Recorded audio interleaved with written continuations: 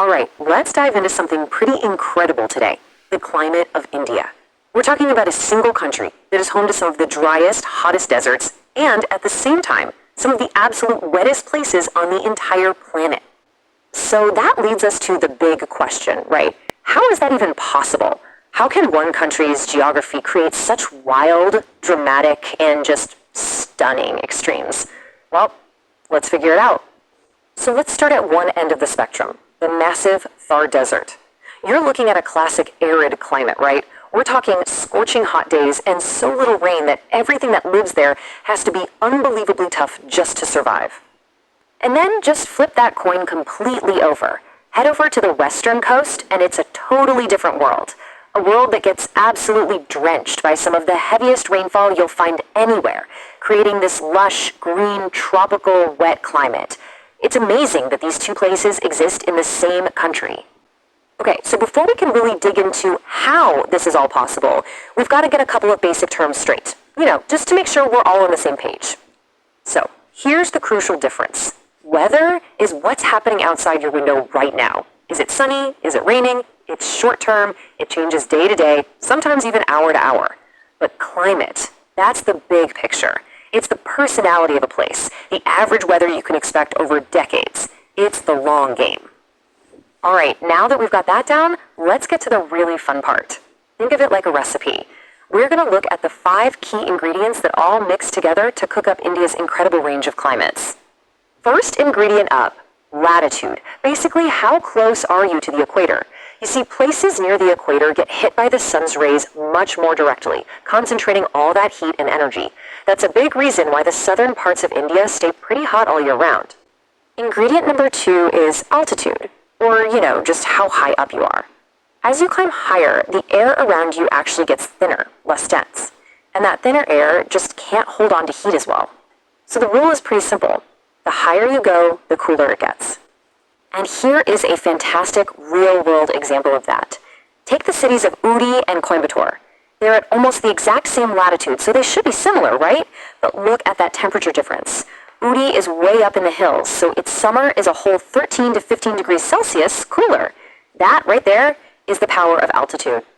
Okay, next up in our recipe, how close are you to the sea? See, water takes a lot longer to heat up and cool down than land does. This means a huge body of water, like the ocean, acts as this giant temperature regulator, keeping things from getting too hot or too cold nearby. And you can really see this in action in coastal cities like Mumbai. They don't have those crazy hot summers or super cold winters because the sea is right there, acting like a massive thermostat, just evening things out. Now let's contrast that with a city far away from the coast. Mumbai has a temperature range of about 14 degrees Celsius through the year. But check out Nagpur. It's at a similar latitude, but because it's deep inland, its temperature swings by a massive 34 degrees. We're talking way hotter summers and much, much colder winters. Our fourth ingredient is the wind. You gotta think of winds as like climate delivery trucks.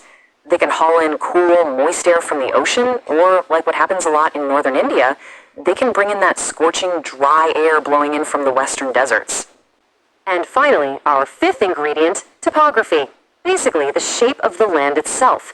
And the most dramatic example here, the Himalayas. That massive mountain range acts like a giant wall, literally blocking freezing cold winds from Central Asia from sweeping down into India. Okay, so we've got our 5 ingredients. Now let's talk about the main event. The single biggest phenomenon that defines the climate and really life itself for over 1 billion people. Let's talk about the monsoon.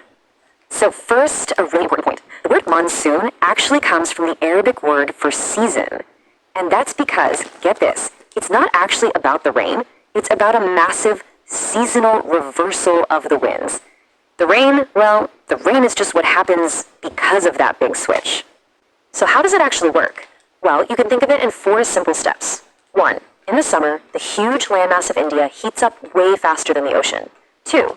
This creates a big area of low pressure over all that hot land. 3. Nature doesn't like a vacuum, so moist winds from the high-pressure ocean get pulled in towards the land. And 4. As that wet air moves over the land, it rises, it cools, and boom, the rains begin.